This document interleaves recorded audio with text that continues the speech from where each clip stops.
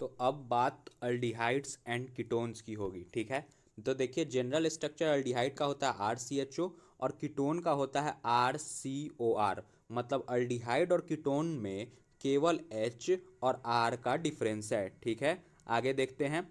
अब देखिए कि method of preparation of aldehydes and ketones, हम अल्डिहाइड और कीटोन को कैसे बना सकते हैं। तो सबसे पहला मेथड है कि हम ऑक्सीडेशन करा सकते हैं अल्कोहल का, उससे हम अल्डिहाइड और कीटोन बनाएंगे। तो देखिए 1 डिग्री अल्कोहल का अगर हम क्रोमियम ऑक्साइड से ऑक्सीडेशन कराएं, क्रोमियम ऑक्साइड क्या है, एक ऑक्सीडाइजिंग एजेंट है। तो अगर हम 1 डिग्री अल्कोहल का ऑक्सीडेशन कराते हैं तो वो हमारा अल्डिहाइड फॉर्म कर देगा।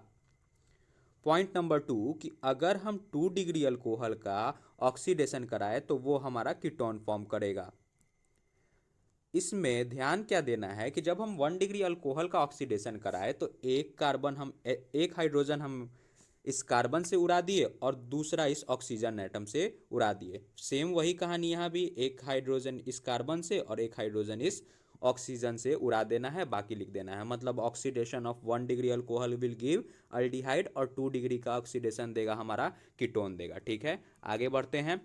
अब देखिए कि डिहाइड्रोजिनेशन ऑफ अल्कोहल क्या होता है। तो अगर हम 1 डिग्री अल्कोहल को डिहाइड्रोजिनेशन कराएंगे तो वो भी हमारा अल्डिहाइड बना देगा। अब 1 डिग्री अल्कोहल का डिहाइड्रोजिनेशन कराएंगे कैसे, तो हीटेड कॉपर हो उसके प्रेजेंस में, ठीक है। अब 2 डिग्री अल्कोहल का भी हम अगर हीटेड कॉपर के साथ ट्रीट कर रहे हैं तो वो हमारा क्या बना देगा, कीटोन बना देगा, ठीक है, कीटोन बना देगा। आगे देखते हैं। अब हम ओजोनोलाइसिस की बात करेंगे। तो देखिए ओजोनोलाइसिस में दो चीज़ें समझनी है कि इसके रिएजेंट कौन कौन से हैं। तो ओजोनोलाइसिस बना है ओजोन प्लस लाइसिस। तो ओजोन का फॉर्मूला होता है O3 और लाइसिस मतलब हमको कराना है क्या, इसका पानी से ट्रीटमेंट, मतलब H2O से। तो देखिए ओजोनलाइसिस में होता क्या है कि हमारे पास दो रिएजेंट होंगे, एक O3 दूसरा जिंक वाटर, और zinc water as a reducing agent काम करता है, ठीक है। अब ओजोनलाइसिस में हमको करना क्या है कि ये जो डबल बॉन्ड है इसको ब्रेक कर देना है दो भागों में और दोनों साइड ऑक्सीजन लगा देना है, बस सिंपल था। तो CH3 लेफ्ट हैंड साइड वाला लिख रहे हैं, CH डबल बॉन्ड O और प्लस में फिर से CH3, फिर इधर भी डबल बॉन्ड O। ओजोनलाइसिस में सिंपल क्या करना है, डबल बॉन्ड को तोड़ना है, उसके दोनों साइड एक एक ऑक्सीजन दे देना है। ओजोनलाइसिस का रिएजेंट कौन कौन सा है, तो O3 और zinc water as a reducing agent use होता है। अब देखिए कि हाइड्रेशन ऑफ अल्काइंस में क्या होता है। तो सबसे पहले हाइड्रेशन ऑफ अल्काइंस में हमारा रिएजेंट जो होगा वो H2SO4 होगा और साथ में HgSO4। इसमें क्या होता है कि हमारा ये जो अल्काइन का 3 बॉन्ड है इसमें से 2 बॉन्ड को तोड़ देना है। 2 बॉन्ड को तोड़ना है, सबसे पहला काम लिख देते हैं, 2 बॉन्ड को तोड़ दिए। अब कराना ये है यहाँ कि हमको पानी का एडिशन कराना है, एडिशन ऑफ वाटर। तो वाटर डिसोसिएट होगा H प्लस OH माइनस में, और पानी का एडिशन मार्कोनिकोव रूल को ध्यान रखते हुए कराना है। और मार्कोनिकोव रूल ये बोलता है कि आप हाइड्रोजन को उस प्लेस पे ले जाइए जहाँ की पहले से ही नंबर ऑफ हाइड्रोजन ज़्यादा है, और OH को उस प्लेस पे कार्बन पे ले जाइए जहाँ की नंबर ऑफ हाइड्रोजन कम है। तो हम H को इस जगह पे चिपकाएंगे, OH को इस जगह पे चिपकाएंगे। अब हम 2 बॉन्ड तोड़ रहे हैं, मतलब हम 2 बार हाइड्रोजन चिपकाएंगे और 2 बार OH चिपकाएंगे। तो 2 बार जब इस पोजीशन पे चिपकाएंगे तो ये CH3 हो गया, और यहाँ जब हम 2 बार OH दिए तो एक OH ऊपर लगा दिए, एक OH नीचे लगा दिए। अब एक कार्बन एटम पे हमारा 2 OH ग्रुप अनस्टेबल होता है, तो बस पानी निकाल देंगे, OH यहाँ से माइनस, H यहाँ से माइनस, मतलब वाटर को रिमूव कर दिए, तो फाइनल प्रोडक्ट हमारा कीटोन बन जाएगा, ठीक है। तो सिंपल था, ये बहुत आसान था कि अल्काइंस में हम लोग कैसे कीटोन बना सकते हैं। तो by treating with H2SO4 and HgSO4। अब देखिए कि हम प्रिपरेशन ऑफ अल्डिहाइड सीखेंगे। तो सबसे पहला मेथड है कि हम एसाइल क्लोराइड से भी प्रिपेयर कर सकते हैं, और इसी मेथड को हम कहते हैं रोजेनमंड रिएक्शन, रोजेनमंड रिएक्शन, ठीक है, रोजेनमंड रिएक्शन, ठीक। इसमें क्या होता है कि हम एसिड क्लोराइड को H2PdBSO4 से ट्रीट करते हैं। अब इस H2PdBSO4 को हम लिंडलैट्स कैटलिस्ट के भी नाम से जानते हैं। तो हमारा बेंजाल्डिहाइड बन जाता है, बेंजाल्डिहाइड बन जाता है, ठीक है। तो क्या होता है कि इस क्लोरीन को हटाएं, इसके जगह H चिपका दिए, बस सिंपल था, ठीक है।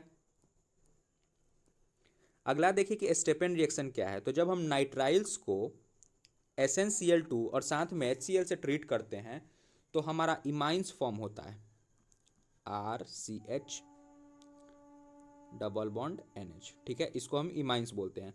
इस इमाइंस का अगर हम एसिडिक हाइड्रोलिसिस करा दें तो हमारा क्या फॉर्म हो जाएगा, अल्डिहाइड, ठीक है। तो हम स्टेपन रिएक्शन किसको बोले कि नाइट्राइल से हम अल्डिहाइड बनाए, कैसे, तो SnCl2 से ट्रीट किए, साथ में HCl था, फिर उसका हम फर्दर हाइड्रोलिसिस करा दिए। अब देखिए कुछ और रिलेटेड इसी से एग्जांपल है कि अगर हम नाइट्राइल्स को, अब जो रिएजेंट लिखा हुआ है ऊपर में उसका नाम कैसे हम याद करते हैं वो देखिए ALHIBU ऐसा ही कुछ लिखा हुआ था होल्टवाइज 2। तो इसका नेमिंग कैसे ध्यान रखना है, तो देखिए काउंट इस 2 से करेंगे, 2 मतलब डाई, आई मतलब आइसो, BU मतलब ब्यूटाइल, AL मतलब एल्युमिनियम और H मतलब हाइड्राइड। तो हो क्या गया, di iso butyl aluminium hydride. इसी बात को हम ऐसे भी लिख सकते हैं DIBALH मतलब di iso butyl aluminium hydride, ठीक है। चलिए, तो अगर हम नाइट्राइल्स को di iso butyl aluminium hydride से ट्रीट करते हैं, फर्दर उसका हाइड्रोलिसिस कराते हैं, तो वो डायरेक्ट हमारा अल्डिहाइड बना देता है RCHO, ठीक है। फिर दूसरा एग्जांपल देखिए कि अगर हम फिर से हमारा वो नाइट्राइल्स है, इसको हम di iso butyl aluminium hydride से ट्रीट कर रहे हैं, फर्दर हाइड्रोलिसिस करा रहे हैं, तो बस जिस कार्बन से CN ग्रुप लगा है उस पूरे पार्ट को हम क्या करेंगे, CHO में कन्वर्ट कर देंगे, CH double bond CH CH2 और फिर इससे लगा दीजिए CHO, ये वाला पूरा पार्ट CHO में कन्वर्ट हो जाएगा, ठीक है। अब देखिए कि इटार्ड रिएक्शन किसको बोलते हैं, तो जब हम टॉलिन बेंजीन से सटे CH3 पे, अगर बेंजीन से CH3 डायरेक्टली कनेक्टेड हो तो उसको हम टॉलिन बोलते हैं। तो टॉलिन को जब हम क्रोमाइल क्लोराइड साथ में कार्बन डाइऑक्साइड से ट्रीट करेंगे और फर्दर उसका हम हाइड्रोलिसिस कराएंगे तो वो हमारा क्या बना देगा, बेंजाल्डिहाइड। एसिडिक हाइड्रोलिसिस कराना है तो वो क्या बना देगा, बेंजाल्डिहाइड। तो टॉलिन से बेंजाल्डिहाइड कैसे बनाते हैं, इटार्ड रिएक्शन से। इटार्ड रिएक्शन में रिएजेंट कौन कौन सा है, क्रोमाइल क्लोराइड साथ में कार्बन डाइसल्फाइड, और फर्दर इसका हमको क्या कराना है, हाइड्रोलिसिस कराना है। एक और मेथड है जिससे कि हम टॉलिन से बेंजाल्डिहाइड बना सकते हैं। अब हमारा रिएजेंट चेंज होगा कि एक क्रोमियम ऑक्साइड होगा, साथ में एसिटिक एनहाइड्राइड होगा, और फिर फर्दर हम उसका हाइड्रोलिसिस कराएंगे तो वो हमारा क्या बना देगा, बेंजाल्डिहाइड, ठीक है। टॉलिन को क्रोमियम ऑक्साइड से ट्रीट करेंगे, साथ में एसिटिक एनहाइड्राइड होगा और फर्दर एसिडिक हाइड्रोलिसिस कराएंगे। तो दो मेथड हम लोग सीखे, एक इटार्ड रिएक्शन, इटार्ड रिएक्शन में भी टॉलिन से बेंजाल्डिहाइड बनाए, और दूसरा था हमारा ये वाला पार्ट, इसमें भी टॉलिन से बेंजाल्डिहाइड बनाए, दोनों का रिएजेंट जो था वो डिफरेंट था। अब है हमारा कि साइड चेन क्लोरीनेशन से भी हम बेंजाल्डिहाइड बना सकते हैं, कैसे, देखिए। सबसे पहले तो टॉलिन को जब हम Cl2 से ट्रीट करते हैं तो हमारा एक बीच का प्रोडक्ट बनता है जिसको हम इंटरमीडिएट बोलते हैं, तो वो CH, अच्छा ऐसे लिखते हैं, CH Cl2, ठीक है। इस बेंजाल क्लोराइड का अगर हम हाइड्रोलिसिस कराएंगे वाटर से तो हमारा बन जाएगा बेंजाल्डिहाइड, ठीक है। तो टॉलिन से एक और तरीका देख लिए बेंजाल्डिहाइड का कि सबसे पहले Cl2 मतलब साइड चेन क्लोरीनेशन कराइए, जब हम Cl2 से ट्रीट करेंगे तो 2 हाइड्रोजन हटेंगे, उनके प्लेस पे Cl लग जाएगा, और फर्दर इसका अगर हम हाइड्रोलिसिस कराए तो हमारा बेंजाल्डिहाइड बन जाएगा। अब देखिए कि गेटर मैन कॉच रिएक्शन क्या है। तो जब हम बेंजीन को कार्बन मोनोऑक्साइड साथ में HCl से ट्रीट करेंगे, फर्दर एनहाइड्रस AlCl3CuCl भी होगा, तो वो हमारा बेंजाल्डिहाइड बना देगा, ठीक है। तो बेंजीन से बेंजाल्डिहाइड कैसे बनाए, तो कार्बन मोनोऑक्साइड और साथ में HCl लेकर। अब देखिए कि preparation of ketones, preparation of ketones में क्या होता है कि जब हम एसिड क्लोराइड को डाई अल्काइल कैडमियम, देखिए दो अल्काइल ग्रुप है तो डाई अल्काइल, और CD मतलब कैडमियम, डाई अल्काइल कैडमियम से ट्रीट करते हैं तो कार्बन पे आपका होगा पॉजिटिव चार्ज, पार्शियल पॉजिटिव, और क्लोरीन पे निगेटिव। अब R2 पे यहाँ निगेटिव और CD पे क्या, पॉजिटिव। तो पॉजिटिव और निगेटिव को खेल लेना है, तो 2RC डबल बॉन्ड O, ये कार्बन पॉजिटिव इस अल्काइल के निगेटिव को खींचेगा, और CD फिर किसको खींच लेगा, Cl को, कैडमियम क्लोराइड अलग बन जाएगा CdCl2। इस कार्बन को पॉजिटिव से निगेटिव को खेले और निगेटिव को पॉजिटिव से खेले। अब देखिए कि ये जो डाई अल्काइल कैडमियम हमारा फॉर्म हुआ, ये कैसे फॉर्म होता है, तो जब हम ग्रिग्नाइट रिएजेंट को कैडमियम क्लोराइड से ट्रीट करते हैं तो ग्रिग्नाइट रिएजेंट में अल्काइल ग्रुप पे हमारा पार्शियल नेगेटिव चार्ज होता है, Mg पे हमारा पार्शियल पॉजिटिव चार्ज होता है, फिर से कैडमियम पे हमारा मेटल है तो पॉजिटिव रहेगा, और क्लोरीन निगेटिव होता है तो फिर से पॉजिटिव वाले को निगेटिव से और निगेटिव वाले को पॉजिटिव से, मतलब बन क्या गया R2CD, मतलब डाई अल्काइल कैडमियम, और साथ में MgXCl2। इसी डाई अल्काइल कैडमियम को जब हम ट्रीट किए थे किससे, R2CD को जब हम ट्रीट किए थे एसिड क्लोराइड से, तो हमारा क्या फॉर्म हो गया था, पीछे अभी हम लोग सीखे थे, ये हमारा कीटोन फॉर्म कर दिया था,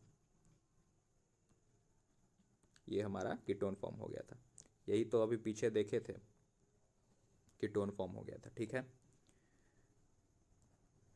अब देखिए कि हम नाइट्राइल्स से भी बना सकते हैं कीटोन।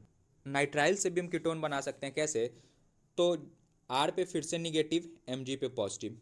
अब कार्बन और नाइट्रोजन में इलेक्ट्रोनिगेटिविटी डिफरेंस होने के कारण कार्बन पे पार्शियल पॉजिटिव चार्ज और नाइट्रोजन पे पार्शियल नेगेटिव चार्ज, तो इन तीन कार्बन और नाइट्रोजन के बीच तीन बॉन्ड, एक बॉन्ड को हम लोग तोड़ देते हैं, इस पे पार्शियल पॉजिटिव, इस पे निगेटिव। जब एक बॉन्ड को तोड़ेंगे, ऐसे भी समझ सकते हैं हम कि अगर कार्बन पे पार्शियल पॉजिटिव चार्ज है तो ये अल्काइल ग्रुप ग्रिग्नाइट रिएजेंट का इस कार्बन पे अटैक करेगा, तो ये बॉन्ड टूट के इसकी खोपड़ी पे चला जाएगा, तो CH3 CH2 C double bond N, और ये अल्काइल ग्रुप इससे चिपका।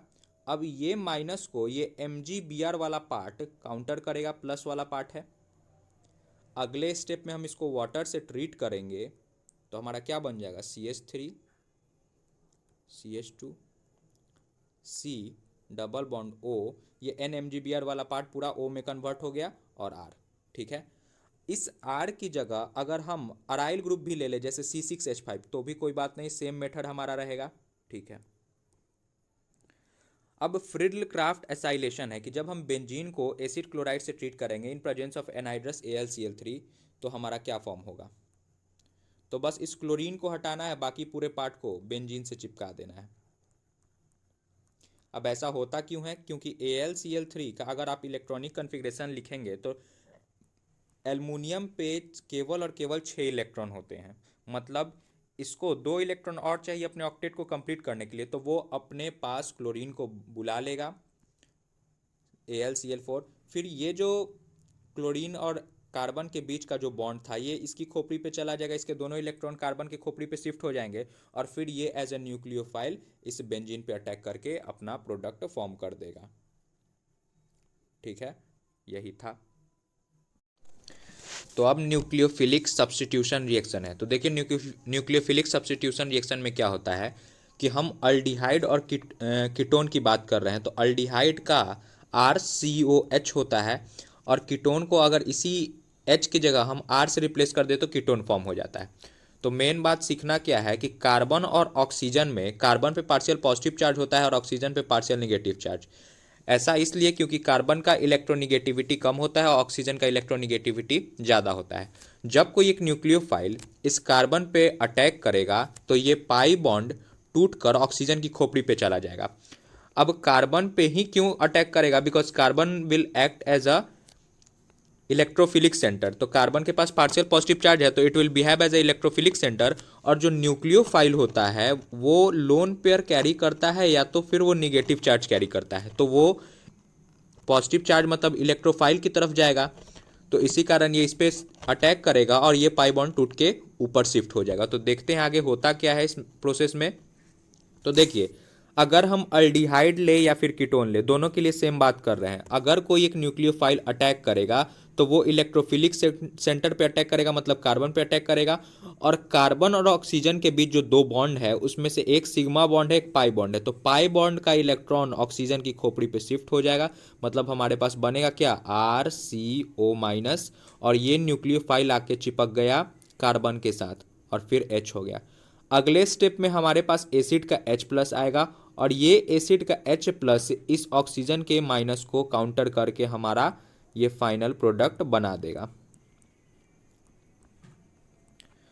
तो आखिर ओवरऑल इस रिएक्शन में होता क्या है कि हमको ये समझना है कि कार्बन और ऑक्सीजन में कार्बन का इलेक्ट्रोनिगेटिविटी ज़्यादा कम होता है, तो वो इलेक्ट्रोफिलिक सेंटर की तरह बिहेव करता है। कोई भी न्यूक्लियोफाइल आएगा उस पर अटैक करेगा, ऑक्सीजन और कार्बन के बीच का पाई बॉन्ड टूट जाएगा और फिर अगले स्टेप में हमको एसिडिफिकेशन करा देना है। अब इसी का एग्जाम्पल हम देखेंगे न्यूक्लियोफिलिक सब्स्टिट्यूशन रिएक्शन का। सबसे पहला एडिशन ऑफ हाइड्रोजन साइनाइड।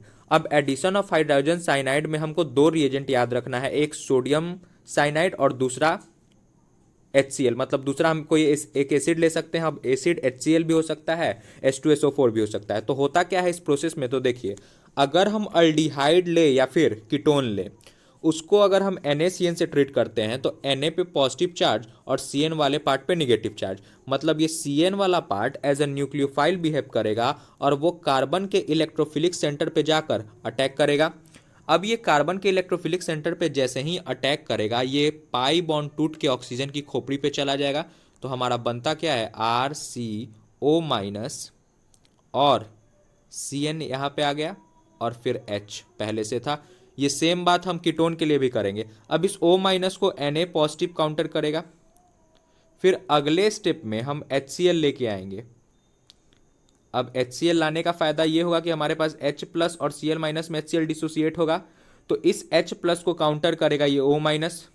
तो हमारा बना क्या, RCOH और Cn और फिर H ये पहले से, और साथ में ये Na इससे Cl को खींच लेगा।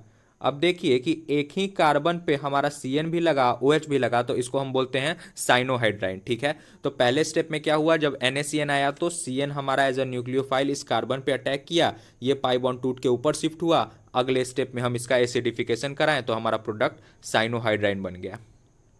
अगला एग्जाम्पल है कि हम एडिशन ऑफ NaHSO3। अब इस NaHSO3 को हम सोडियम हाइड्रोजन सल्फाइड भी बोलते हैं। तो इसमें हमारा Na पे पॉजिटिव होगा और HSO3 वाले पार्ट पे निगेटिव होगा, मतलब ये एज अ न्यूक्लियोफाइल बिहेव करेगा और कार्बन के इलेक्ट्रोफिलिक सेंटर पे जाके अटैक करेगा। फिर से ये पाई बॉन्ड टूट के ऊपर शिफ्ट हो जाएगा, तो हमारा क्या फॉर्म होगा, RCO- H सॉरी O- हो गया, और ये इस इलेक्ट्रोफिलिक सेंटर पे हमारा ये HSO3 as a nucleophile attack करेगा। फिर ये पहले से R था, इसको लिख दिया। अब इस O- को Na प्लस भी तो काउंटर करेगा। अब आप देखिए कि एक ही कार्बन एटम पे हमारा एसिड भी है, साथ में बेस भी है, मतलब क्या होगा, प्रोटॉन ट्रांसफर, प्रोटोनेशन जिसको हम बोलते हैं। तो RCO, अब ये Na वाला पार्ट इस पोजीशन पे आ जाएगा और ये H ऊपर चला जाएगा, तो OH ऊपर चला गया और नीचे क्या आ गया, SO3Na, और पहले से अपना ये अल्काइल ग्रुप था। ठीक है, तो ये हमारा फाइनल प्रोडक्ट बन गया। अब इस कंपाउंड का नाम हम लिखते हैं बाइसल्फाइड। ठीक है ना, इस कंपाउंड को हम क्या बोलते हैं, बाइसल्फाइड। सिंपल है कि Na पे पॉजिटिव चार्ज, HSO3 पे negative charge. HSO3 as a nucleophile हमारा अटैक करता है इलेक्ट्रोफिलिक सेंटर कार्बन पे, फिर से पाई बॉन्ड ऑक्सीजन और कार्बन के बीच वाला टूट कर ऑक्सीजन की खोपड़ी पे इलेक्ट्रॉन शिफ्ट हो जाता है। फिर अगले प्लेसेस में हम उसका प्रोटोनेशन करा देते हैं। ठीक है, अब देखिए कि हम एडिशन ऑफ अल्कोहल, तो जब हम अल्डिहाइड में 1 मोल ऑफ अल्कोहल ऐड करेंगे इन प्रेजेंस ऑफ HCl, मतलब कोई भी एसिड हो सकता है, या ये कीटोन के लिए भी सेम मेथड है, अल्डिहाइड हो या कीटोन हो, जब हम उसको 1 मोल ऑफ अल्कोहल से ट्रीट करेंगे तो हमारा हेमी फॉर्म होता है। हेमी फॉर्म होता है। अब हेमी कहने का मतलब कि एक कार्बन पे एक OR ग्रुप लगा हो और एक OH ग्रुप लगा हो। ठीक है, अगर इसी हेमी को हम एक और मोल ऑफ अल्कोहल से ट्रीट कर दे साथ में HCl, तो हमारा फॉर्म होगा एसिटल। और एसिटल कहने का मतलब कि एक ही कार्बन पे हमारा 2 OR ग्रुप लगा हो। ठीक है, तो जब हम अल्डिहाइड को या फिर कीटोन को 1 मोल ऑफ अल्कोहल से ट्रीट किए इन प्रेजेंस ऑफ एसिड, वो HCl हो सकता है, H2SO4 हो सकता है, तो हमारा हेमी एसिटल फॉर्म हुआ। हेमी एसिटल कहने का मतलब क्या कि एक कार्बन पे एक OH ग्रुप लगा है और दूसरा OR ग्रुप लगा है, लेकिन उसी हेमी एसिटल को हम फिर से एक और मोल ऑफ अल्कोहल से ट्रीट करा रहे हैं इन प्रेजेंस ऑफ एसिड, तो हमारा एसिटल फॉर्म होता है। और एसिटल का मतलब क्या कि एक ही कार्बन पे 2 OR ग्रुप लगा होना चाहिए। ठीक है, आगे देखते हैं। अब देखिए कि इसका डायरेक्ट ट्रिक क्या है। ये तो मेथड था बुक का कि अगर हमको 1 मोल ऑफ अल्डिहाइड हो या फिर कीटोन हो, उससे हमको एसिटल बनाना है, ठीक है। तो देखिए जो जब 2 मोल ऑफ अल्कोहल हम यूज करते हैं उसको लिख लीजिए, और आप अल्डिहाइड हो या फिर कीटोन हो उसको लिख लीजिए, और दोनों मोल ऑफ अल्कोहल में से एक एक एच निकाल दीजिए, एक एच यहाँ से और एक एच यहाँ से, और अल्डिहाइड हो या कीटोन हो उसका ओ निकाल दीजिए, मतलब टोटल माइनस ऑफ वाटर कर दीजिए, ठीक है। तो बना क्या प्रोडक्ट, RCR। अब देखिए कि वाट इस अल्डिहाइड या फिर कीटोन से हमारा ऑक्सीजन निकल गया, मतलब ओ निकल गया, तो दोनों का एक एक बॉन्ड खाली हो गया, इसके जगह बस OR वाला पार्ट चिपका देना है, OR वाला पार्ट चिपका देना है। यही तो था, हम पीछे देखे थे कि एक कार्बन एटम पे 2 OR ग्रुप लगा हो, ठीक है। इसका एक और एग्जांपल देखते हैं। देखिए ये एनसीईआरटी का क्वेश्चन है कि अगर हम 2 मोल ऑफ अल्कोहल लिए हुए हैं, उसको हम कीटोन से ट्रीट करा रहे हैं, तो अभी हम बताएं कि H2O निकाल देना है, एक H इस वाले OH अल्कोहल से और एक H इस वाले अल्कोहल से, और O निकालना है हमको कीटोन या फिर अल्डिहाइड से। जो बचा उसको लिख देना है RCR, ये बचा इधर से, और यहाँ से बचा OCH2, और फिर इधर से बचा क्या, OCH2 हो गया। ये फॉर्म हो गया हमारा एसिटल। अब देखिए कि एमोनिया डेरिवेटिव्स का हमें एडिशन सीखना है, तो बहुत सिंपल है। अगर अल्डिहाइड हो या फिर कीटोन हो, तो अल्डिहाइड या फिर कीटोन वाले पार्ट से O निकालना है और अमोनिया वाले पार्ट से H2 निकाल देना है। जो बचा उसको लिख देंगे, तो CR डबल बॉन्ड N और Z। ये Z के जगह अगर हम H ले सकते हैं, R ले सकते हैं, OH ले सकते हैं, NH2 ले सकते हैं। जब हम H लेंगे तो ये अमाइंस बन जाएगा, R लेंगे तो 1 डिग्री अमाइन बनेगा, OH लेंगे तो हाइड्रोक्सामाइन बनेगा, NH2 लेंगे तो हमारा हाइड्रोजाइन बन जाएगा, ठीक है। तो बस करना क्या है कि O निकालना है अल्डिहाइड या फिर कीटोन वाले पार्ट से, और H2 निकालना है अमोनिया या फिर उसके डेरिवेटिव से, और बाकी जो बचेगा उसको लिख देंगे, ठीक है। अब देखिए कि रिडक्शन का 2 बहुत इंपॉर्टेंट मेथड सिखाने जा रहे हैं, अल्डिहाइड या फिर क्लीमेंसन रिडक्शन और उल्फ किस्नर रिडक्शन। ये दोनों क्लीमेंसन रिडक्शन और उल्फ किस्नर रिडक्शन अल्डिहाइड और कीटोन के रिडक्शन के लिए वैलिड है, ठीक है, दोनों के लिए ही। तो अल्डिहाइड अगर इधर R लिख दे दोनों साइड तो हमारा कीटोन बन जाएगा, और एक साइड R और एक साइड H कर दे तो हमारा अल्डिहाइड बन जाएगा, मतलब हम दोनों के लिए बात कर रहे हैं, ठीक है। तो अगर हम क्लीमेंसन रिडक्शन में अल्डिहाइड को या फिर कीटोन को ZnHg HCl से ट्रीट करें, तो ये हमारा अल्केन में कन्वर्ट हो जाता है, CH2 सिंपल, और साथ में वाटर, ठीक है। तो अल्डिहाइड हो या फिर कीटोन हो, उसको हम डायरेक्ट कन्वर्ट कर सकते हैं किस में, अल्केन में। कब, जब हम ट्रीट करेंगे उसको ZnHg HCl। इसी का एक और रिएक्शन है, वो है उल्फ किस्नर रिडक्शन। तो दोनों का रिएजेंट याद रखना है। क्लीमेंसन में हमारा ZnHg HCl था, इसमें हमारा NH2NH2KOH है, मतलब दोनों का जो होता है वो चेंज हो जाता है, रिएक्ट कैटलिस्ट जो होता है वो दोनों का चेंज हो जाता है, ठीक है।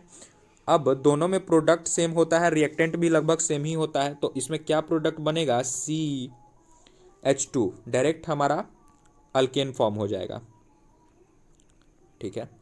और साथ में इसमें डाई नाइट्रोजन, तो बाई प्रोडक्ट भी इंपॉर्टेंट है। By product Wolff Kishner reaction में डाई नाइट्रोजन बनता है, और इसमें हमारा वाटर बन रहा था, ठीक है। तो ये भी ध्यान रखना है। अब देखिए टॉलेंस टेस्ट हम लोग सीखने वाले हैं। तो टॉलेंस टेस्ट जो होता है वो ऑक्सीडेशन कराता है अल्डिहाइड का कार्बोक्सिलिक एसिड में, या फिर बोल सकते हैं कार्बोक्सिलेट आयन में। अब देखिए कि टॉलेंस टेस्ट में हम टॉलेंस रिएजेंट कैसे बनाते हैं। तो जब हम एमोनिकल सिल्वर नाइट्रेट को सोडियम अमोनियम हाइड्रोक्साइड से ट्रीट करते हैं, ठीक है। एमोनिकल सिल्वर नाइट्रेट को हम अमोनिया हाइड्रोक्साइड से ट्रीट करते हैं, तो हमारा ये कॉम्प्लेक्स फॉर्म होता है, और इस कॉम्प्लेक्स को हम बोलते हैं टॉलेंस रिएजेंट, ठीक है। इस कॉम्प्लेक्स को हम क्या बोलते हैं, टॉलेंस रिएजेंट। अब ध्यान ये रखिएगा कि इस टॉलेंस रिएजेंट में क्या होता है कि जब हम इस टॉलेंस रिएजेंट को अल्डिहाइड से ट्रीट करते हैं, ठीक है ना, अल्डिहाइड से ट्रीट करते हैं, तो हमारा कार्बोक्सिलेट आयन फॉर्म होता है। क्यों कार्बोक्सिलेट आयन फॉर्म होता है, क्योंकि हम सारे कुछ तो कटायनिक अनायनिक में ही बात कर रहे हैं, तो कार्बोक्सिलिक एसिड फॉर्म ना होके हमारा कार्बोक्सिलेट आयन फॉर्म होता है। तो देखिए जब हम अल्डिहाइड को टॉलेंस रिएजेंट से ट्रीट किए तो हमारा कार्बोक्सिलेट आयन फॉर्म हुआ। तो आप देख सकते हैं कि अल्डिहाइड का क्या हो रहा है, ऑक्सीडेशन, वो कार्बोक्सिलिक एसिड में बदल रहा है, और यहां से Ag का क्या हो रहा है, रिडक्शन, ठीक है। तो सिंपल शब्दों में समझना है कि टॉलेंस रिएजेंट को हम एमोनिकल सिल्वर नाइट्रेट टेस्ट भी बोलते हैं। उसमें होता क्या है कि हम अमोनिकल सिल्वर नाइट्रेट को हम अमोनियम हाइड्रोक्साइड से ट्रीट करते हैं। ठीक है, सिल्वर नाइट्रेट को हम अमोनियम हाइड्रोक्साइड से ट्रीट करते हैं तो हमारा ये कॉम्प्लेक्स फॉर्म होता है, और इस कॉम्प्लेक्स को ही हम बोलते हैं टॉलेंस रिएजेंट। जब इसका रिएक्शन हम अल्डिहाइड से कराते हैं तो ये अल्डिहाइड को ऑक्सीडाइज करके कार्बोक्सिलेट आयन में फॉर्म कर देता है, और एजी वाला पार्ट खुद को रिड्यूस कर देता है, और फिर ये रिएक्शन याद रखिएगा वैलेंसिंग वैलेंसिंग। ठीक है, तो हो गया टॉलेंस टेस्ट। आगे देखते हैं। अब देखिए फेलिंग्स टेस्ट, तो ये भी ऑक्सीडेशन के लिए यूज होता है अल्डिहाइड का। अब देखिए फेलिंग्स टेस्ट में जो फेलिंग सॉल्यूशन होता है वो दो सॉल्यूशन से बना होता है, सॉल्यूशन ए और सॉल्यूशन बी। तो सॉल्यूशन ए जो होता है वो हमारा कॉपर सल्फेट सॉल्यूशन होता है, और दूसरा होता है हमारा सोडियम पोटेशियम टर्टरेट। इसका स्ट्रक्चर ध्यान से याद रखिएगा कि फेलिंग सॉल्यूशन दो सॉल्यूशन से बना होता है, solution A solution B. Solution A copper sulphate solution होता है और दूसरा सोडियम पोटेशियम टर्टरेट होता है। ठीक है, अब इसका रिएक्शन देखिए। जब हम अल्डिहाइड को इस Cu2+ से ट्रीट करेंगे in presence of hydroxide ion तो हमारा कार्बोक्सिलेट आयन फॉर्म होगा, और साथ में देखिए इसका ऑक्सीडेशन हो रहा है और इस कॉपर का क्या होगा, रिडक्शन हो रहा है। ठीक है, तो यही है फेलिंग्स टेस्ट का जनरल रिएक्शन। काफ़ी सिंपल है, ध्यान रखिएगा इसको। अब देखिए बहुत इंपॉर्टेंट बात, अल्डोल रिएक्शन। ठीक है, अल्डोल रिएक्शन। अल्डोल रिएक्शन में क्या होता है, हमको क्या ध्यान रखना है कि सबसे पहले उसका रिएजेंट जो होता है वो डाइल्यूट NaOH होगा या फिर बेरियम हाइड्रोक्साइड होगा। ठीक है, अब जब हम अल्डोल रिएक्शन कराएंगे तो हमारा जो अल्डिहाइड होगा या फिर कीटोन होगा उसके पास कम से कम एटलीस्ट 1 अल्फा एच होना चाहिए। 1 अल्फा एच। अल्फा एच कहने का मतलब क्या कि देखिए अगर हमारे पास CH3COH है, मतलब इस फंक्शनल ग्रुप के बगल वाले कार्बन को हम बोले अल्फा कार्बन, और इस अल्फा कार्बन के बगल में हमारा कितना एच है, 3H है, मतलब 3 अल्फा हाइड्रोजन है। ठीक है, फिर से समझिए कि फंक्शनल ग्रुप के बगल वाले कार्बन को हम अल्फा कार्बन बोलते हैं। इस अल्फा कार्बन पे 3 अल्फा हाइड्रोजन है, मतलब अपना काम हो गया। सिमिलरली कीटोन का भी एग्जांपल ले सकते हैं, CH3CO CH3। तो इसके दोनों साइड अल्फा एच है और दोनों के पास 3 3 हाइड्रोजन है, मतलब ये दोनों क्या करेगा, हमारा अल्डोल रिएक्शन शो करेगा। ठीक है, आगे देखते हैं।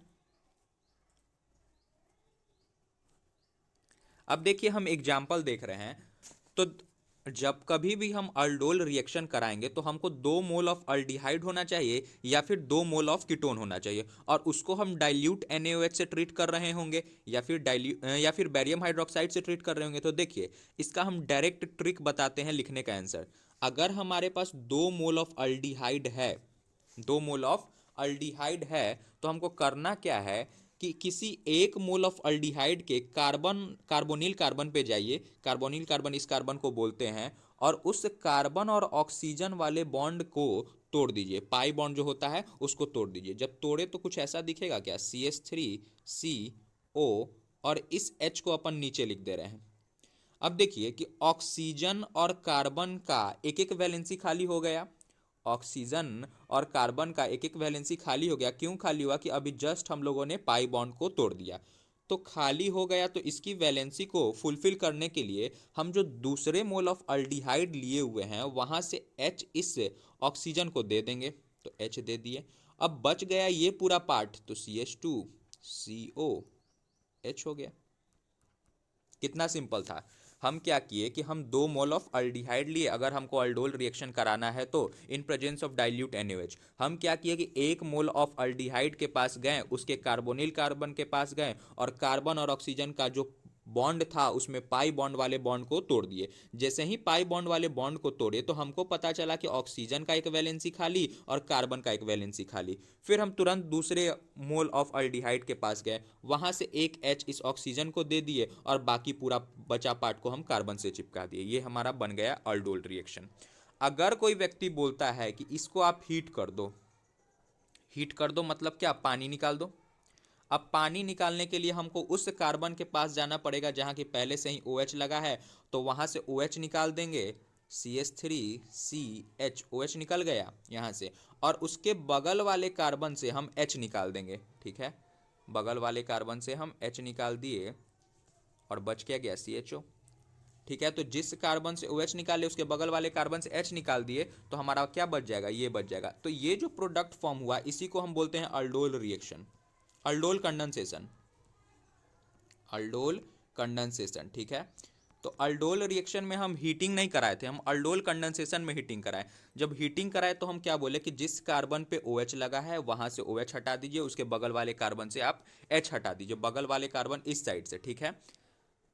तो यही था सिंपल हमारा अल्डोल रिएक्शन और अल्डोल कंडेंसेशन दोनों हम समझ गए। एक एग्जांपल और करेंगे कीटोन के लिए। देखिए कीटोन में दोनों बात हम फिर से करेंगे, अल्डोल रिएक्शन का भी प्रोडक्ट बनाएंगे और अल्डोल कंडेंसेशन का भी प्रोडक्ट बनाएंगे। तो सबसे पहले 1 मोल ऑफ अल्डिहाइड को कीटोन को लीजिए, तो CH3CO एक बॉन्ड हम तोड़ दिए, ये CH3 को नीचे लगा दिए, कार्बन और ऑक्सीजन का वैलेंसी खाली, यहाँ से एक H हम उठा के यहाँ लगा देंगे और बाकी CH2 वाले पार्ट को यहाँ चिपका के ख़त्म कर देंगे।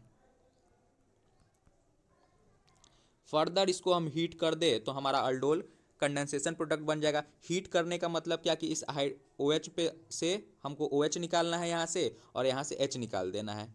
तो बस CH3C डबल बॉन्ड, ये CH3 पहले से था, CH2CO CH3।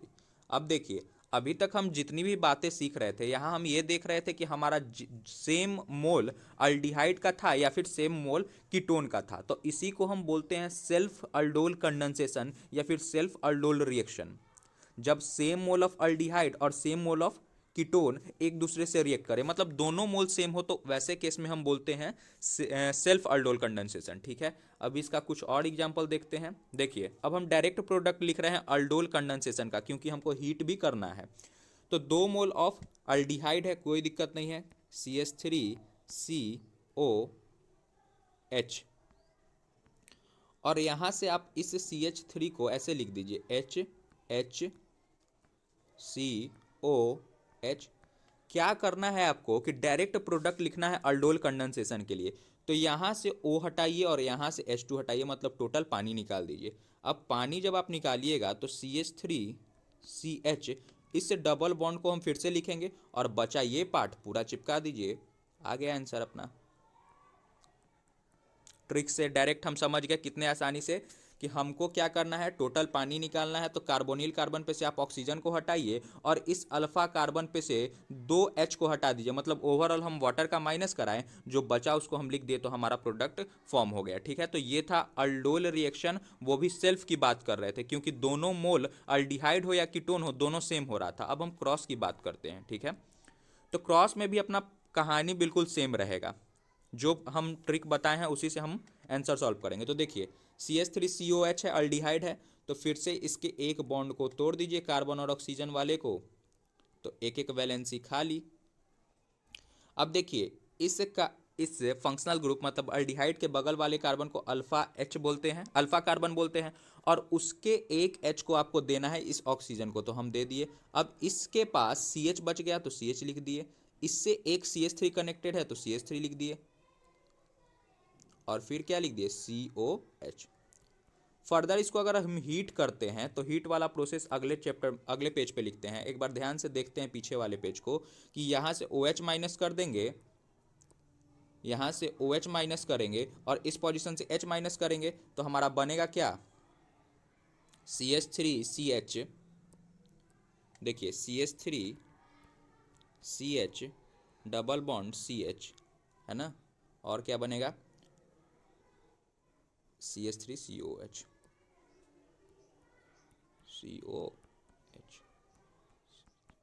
ठीक है, ऐसा ही कुछ बन जाएगा। ठीक, देख लीजिए एक बार फिर से, सही है बिल्कुल। लेकिन अगर हम डायरेक्ट प्रोडक्ट इसका भी तो लिख सकते हैं, जैसे हम पीछे लिखे थे कि क्या CH3COH है और इसको हम कनेक्ट करा रहे हैं CH3CH2COH।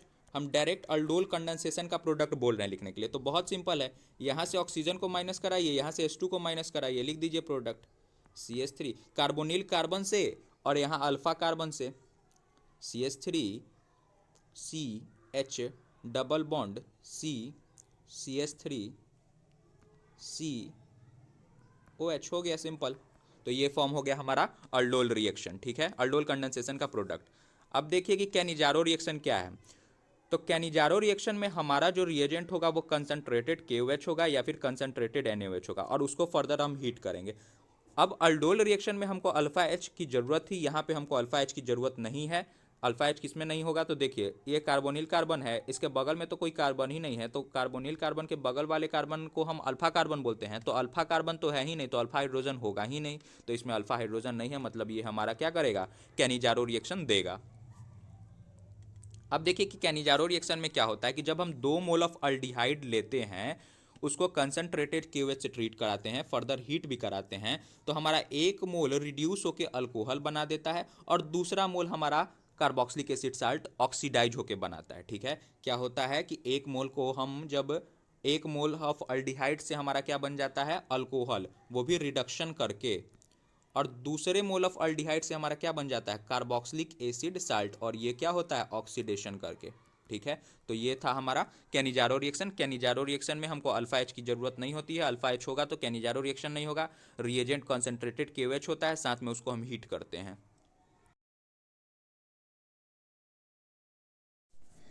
तो अब हम लोग कार्बोक्सिलिक एसिड सीखेंगे, और जिसमें सबसे पहला है method of preparation of carboxylic acid. हम कार्बोक्सिलिक एसिड को कैसे बना सकते हैं, तो देखिए अगर हमारे पास अल्डिहाइड हो या फिर 1 डिग्री अल्कोहल हो, अल्डिहाइड हो या फिर 1 डिग्री अल्कोहल हो, इसको हम डायरेक्टली कन्वर्ट कर सकते हैं कार्बोक्सिलिक एसिड में। कैसे, वो देखिए। तो अगर हम strong oxidising agent such as KMnO4 ले, और KMnO4 हीटेड हो या फिर एसिडिफाइड हो, ठीक है। दूसरा ये भी KMnO4 हो गया, इसको जोन्स रिएजेंट कर दीजिए, CrO3H2SO4, ठीक है। तो जोन्स रिएजेंट ले सकते हैं। और तीसरा K2Cr27, वो भी हीटेड या फिर एसिडिफाइड। तो अगर हम कार्बोक्सिलिक एसिड हमको बनाना है अल्डिहाइड से या फिर अल्कोहल से, तो हमको स्ट्रॉन्ग ऑक्सीडाइजिंग एजेंट लेना होगा, और स्ट्रॉन्ग ऑक्सीडाइजिंग एजेंट में भी KMnO4 हो, हीटेड हो या फिर एसिडिफाइड, जोन्स रिएजेंट हो या फिर K2Cr27 हो, वो भी हीटेड या फिर एसिडिफाइड। चलिए तो देखते हैं कैसे बनेगा। अब देखिए कि हम 1 डिग्री अल्कोहल ले लिए, इस 1 डिग्री अल्कोहल को हम KMnO4 से ट्रीट कर रहे हैं, फर्दर इसका एसिडिफिकेशन करा रहे हैं या फिर बोल सकते हैं एसिडिक हाइड्रोलिसिस करा रहे हैं, तो ये हमारा डायरेक्ट किस में बदल जाएगा, कार्बोक्सिलिक एसिड में। ठीक है, वैसे ही है इस ये भी अल्कोहल है, अगर यहाँ पे हम अल्डिहाइड ले लेते तो भी हमारा यही प्रोडक्ट बनता, डायरेक्ट कार्बोक्सिलिक एसिड। ठीक है, वैसे ही इस अल्कोहल को अगर हम जोन्स रिएजेंट के साथ ट्रीट करेंगे तो हमारा किस में कन्वर्ट हो जाएगा, ये कार्बोक्सिलिक एसिड में, CH3 CH2 8, और इस पूरे पार्ट को ऑक्सीडाइज करा के किस में भेज देंगे, कार्बोक्सिलिक एसिड में। ठीक है, तो काफ़ी सिंपल था ये। अब देखिए कि हम अल्काइल बेंजीन से भी कार्बोक्सिलिक एसिड बना सकते हैं। ठीक है, कब, जब हम अल्काइल बेंजीन को ट्रीट करेंगे किससे, KMnO4 KOH से, और फर्दर उसका हम एसिडिक हाइड्रोलिसिस करा देंगे, तो ये हमारा अल्काइल वाला पार्ट किसमें ऑक्सीडाइज हो जाएगा, कार्बोक्सिलिक एसिड में। लेकिन ध्यान ये रखना है कि ये जो बेंजीन से जो सटा अल्काइल ग्रुप है, it must contain 1 benzylic hydrogen, benzylic hydrogen. ठीक है, बेंजाइलिक हाइड्रोजन होगा तभी इस प्रोसेस को हम करा पाएंगे। ठीक है, आगे बढ़ते हैं। एक और एग्जांपल देखिए, इस बेंजीन से सटे कार्बन को बेंजाइलिक कार्बन कहते हैं, और इस बेंजाइलिक कार्बन के पास एक हाइड्रोजन है, तो बेंजाइलिक हाइड्रोजन होगा तभी इस रिएक्शन को हम करा पाएंगे। तो इस पूरे पार्ट को हमको किस में रिड्यूस कर देना है, ऑक्सीडाइज कर देना है, कार्बोक्सिलिक एसिड में। बस कर दीजिए, सिंपल था। अब देखिए कि हम नाइट्राइल्स से भी बना सकते हैं कार्बोक्सिलिक एसिड। कैसे बनता है वो देखिए। अब कार्बन और नाइट्रोजन के बीच होता है 1 सिग्मा बॉन्ड 2 पाई बॉन्ड। अब वाटर जो है आपका वो H+ और OH- में डिसोसिएट होता है, कार्बन पे निगेटिव चार्ज और नाइट्रोजन पे लोन पेयर, तो ये कार्बन पे पॉजिटिव चार्ज और नाइट्रोजन पे लोन पेयर, तो ये पॉजिटिव वाला इस OH को खींचेगा। तो जब हम एक बॉन्ड तोड़ेंगे तो एक OH यहाँ पे, एक H यहाँ पे, फिर एक और बॉन्ड तोड़े तो एक OH एक H, और फिर एक और बॉन्ड तोड़े तो एक OH और एक H। अब यहाँ से इस 3 OH में से हमको बस क्या करना है, पानी निकाल देना है, माइनस कर दीजिएगा वाटर। ठीक है, तो बचेगा क्या वो देखिए, COOH और साथ में क्या होगा NH3। ठीक, काफ़ी सिंपल था। आगे बढ़ते हैं। अब देखिए कि हम ग्रिग्नैड रिएजेंट को कार्बन डाइऑक्साइड से ट्रीट करेंगे, फर्दर हम उसका एसिडिफिकेशन कराएंगे तो वो हमारा क्या बना देगा, कार्बोक्सिलिक एसिड।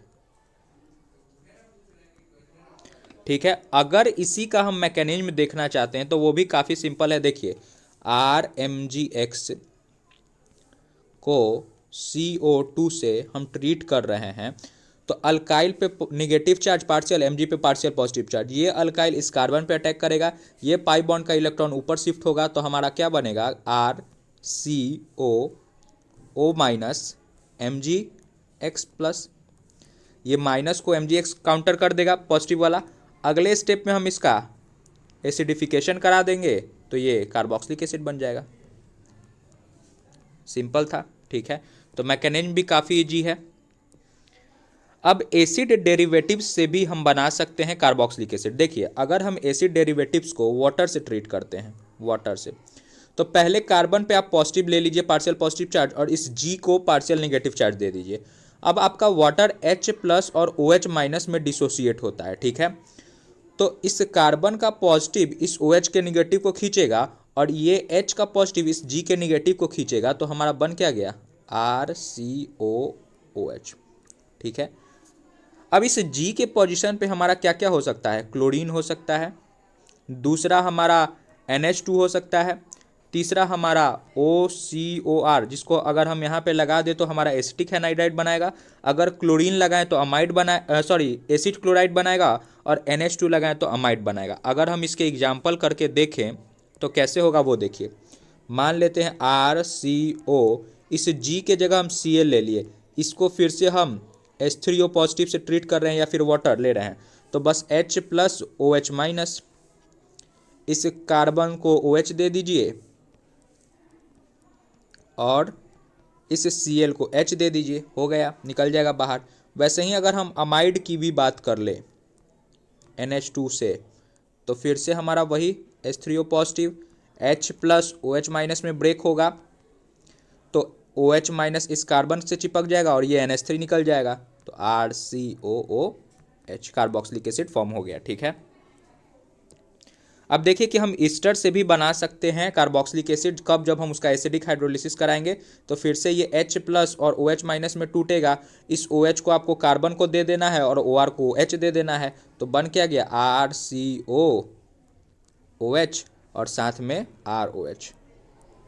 ठीक है, आगे बढ़ते हैं। अगला देखिए कि ये भी ईस्टर का ही एग्जाम्पल है तो फिर से आप H प्लस OH माइनस में डिसोसिएट कर दीजिए H3O पॉजिटिव को, इस OH को यहाँ पे चिपका दीजिए तो आपका बन क्या गया COOH और साथ में क्या बन जाएगा C2H5OH। ठीक है, आगे देखते हैं कि फॉर्मेशन ऑफ एनहाइड्राइड। अब देखिए कि अगर हम 2 मोल ऑफ कार्बोक्सिलिक एसिड लेंगे इन प्रेजेंस ऑफ P2O5 तो हमारा एनहाइड्राइड फॉर्म होगा। कैसे, तो बस आपको पानी निकाल देना है, वाटर का माइनस करना है और वो कहाँ से करना है वो देखिए, यहाँ से आपको H2O को निकाल देना है।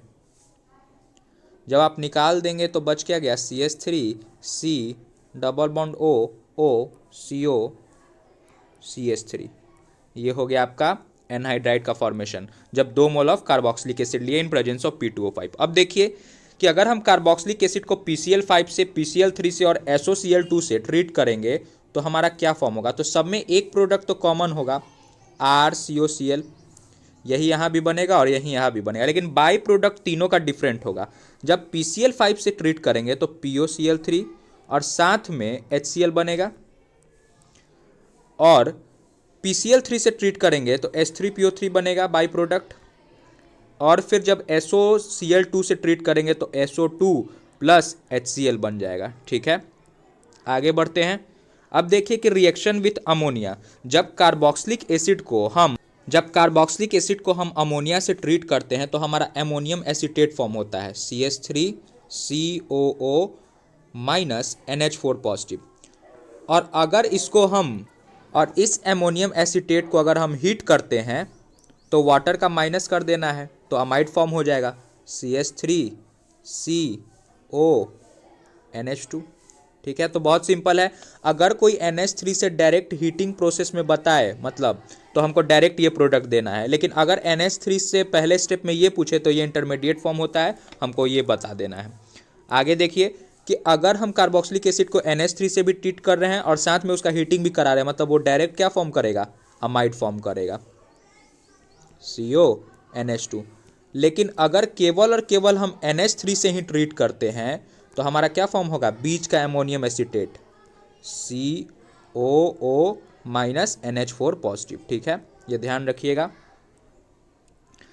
अगला है हमारा कि कार्बोक्सिलिक एसिड का हम रिडक्शन कराएंगे किसके प्रेजेंस में, लिथियम एल्युमिनियम हाइड्राइड और साथ में डाइबोरेन भी हो सकता है। अब इन दोनों में से बेस्ट रिएजेंट कौन सा होगा, तो वो है आपका B2H6, क्योंकि B2H6 केवल और केवल कार्बोक्सिलिक एसिड को ही रिड्यूस करता है और लिथियम एल्युमिनियम हाइड्राइड जो है वो ईस्टर को या फिर और भी बहुत सारे को रिड्यूस कर देता है। So best reagent will be B2H6। ये दोनों इस कार्बोक्सिलिक एसिड को 1 डिग्री अल्कोहल में रिड्यूस कर देगा। ठीक है, carboxylic acid will be reduced in 1 degree alcohol.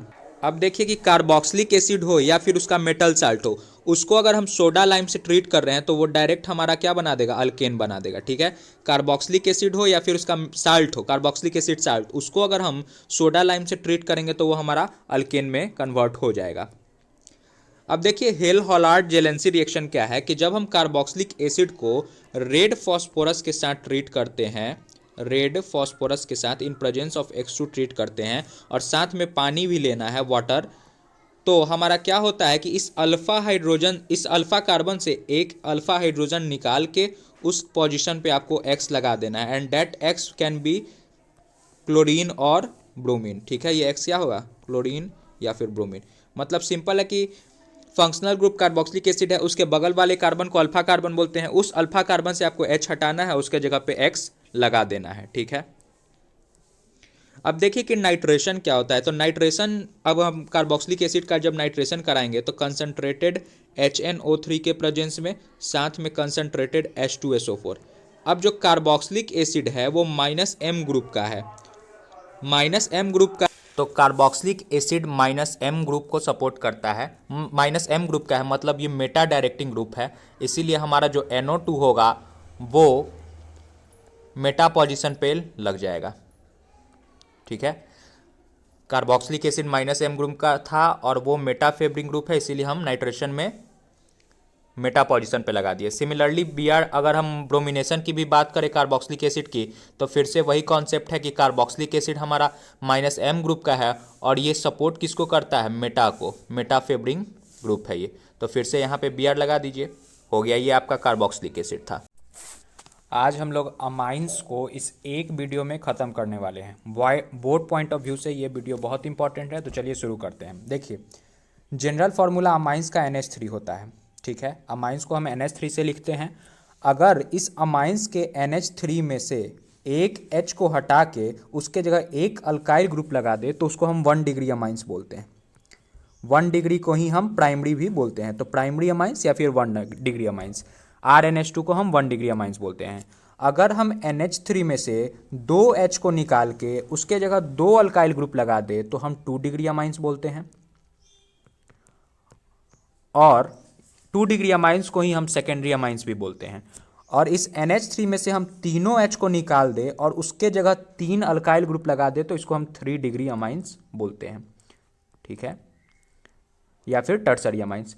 इसका एक और तरीका है याद रखने का कि अगर N से 3 अल्काइल ग्रुप है तो उसको हम 3 डिग्री अमाइंस बोलते हैं, N से अगर 2 अल्काइल ग्रुप कनेक्टेड है तो उसको हम 2 डिग्री अमाइंस बोलते हैं, और N से अगर एक अल्काइल ग्रुप कनेक्टेड है तो उसको हम 1 डिग्री अमाइंस बोलते हैं। ये बेसिक था अमाइंस का। अब हम लोग देखेंगे कि हम प्रिपरेशन ऑफ अमाइंस कैसे कर सकते हैं, मतलब अमाइंस को हम कैसे बना सकते हैं। तो सबसे पहला मेथड है कि reduction of nitro compounds. Nitro compound के रिडक्शन से हम अमाइंस को बना सकते हैं। अब जब हम नाइट्रो कंपाउंड्स की बात करते हैं तो उसमें हमारा 2 रिएजेंट इस प्रोसेस को कराएंगे। पहला है H2PD, दूसरा है मेटल एसिड। अब मेटल एसिड में आपका SnHCl होगा, साथ में FeHCl होगा, SnHCl होगा, साथ में FeHCl होगा। तो उसमें हमारा क्या होता है कि nitrobenzene will be converted into aniline, कब? जब हम ट्रीट करेंगे H2PD से या फिर मेटल एसिड से, ठीक है। तो ये याद रखिएगा। आखिर इस रिएक्शन में होता क्या है कि देखिए, अगर आपके पास ऐसा बेंजीन के साथ NO2 लगा है और इसका हम क्या करा रहे हैं, रिडक्शन करा रहे हैं, तो बस इस H को उठा के इस O के जगह चिपका देना है, बस बन गया। इसके लिए हम कौन कौन सा रिएजेंट यूज कर सकते हैं? तो एक हो सकता है H2PD या फिर H2 निकल भी हो सकता है, एक्टिव मेटल होना चाहिए हाइड्रोजन के साथ। और दूसरा मेटल एसिड। मेटल एसिड में कौन कौन सा? तो एक SnHCl और दूसरा FeHCl, ठीक है। अगला मेथड देखते हैं।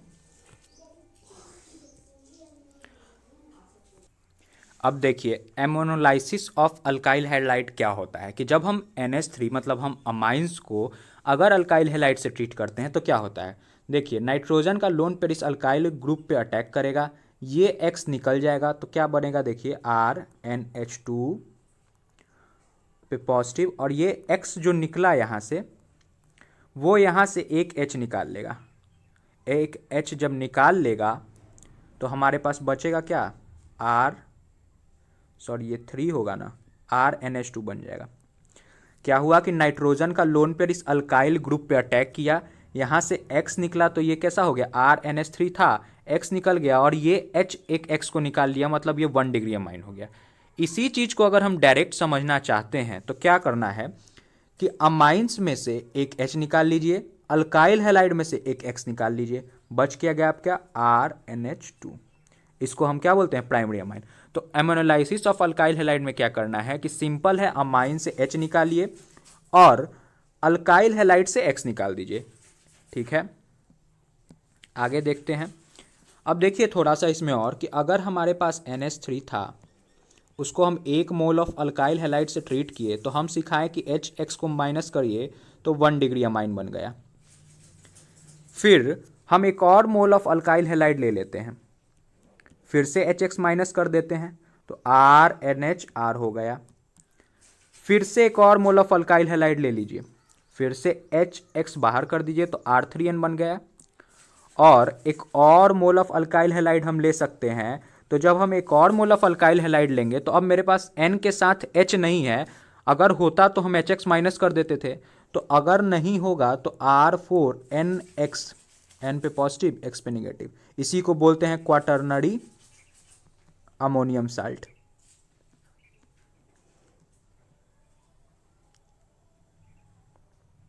Ammonium salt.